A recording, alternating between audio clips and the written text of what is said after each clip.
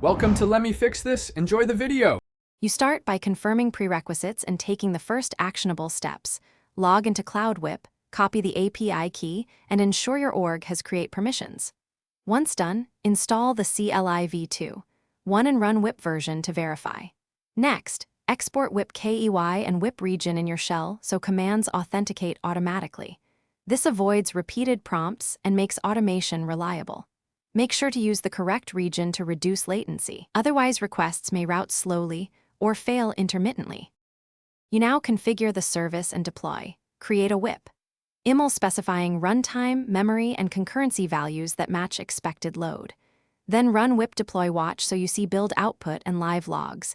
This speeds troubleshooting during iteration. If your code needs secrets, attach them with whip secret add name equals value before deploying. Once deployed, test endpoints with curl and validate headers. If an endpoint fails, check logs for stack traces and resource limits.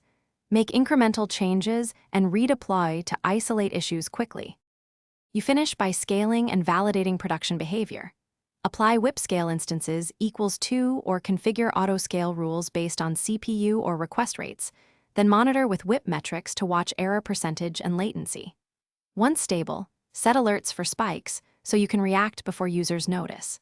If something goes wrong, first inspect logs for stack traces, confirm environment variables and secrets, and verify quotas haven't been exceeded. If necessary, roll back to the last working deploy and iterate on the fix.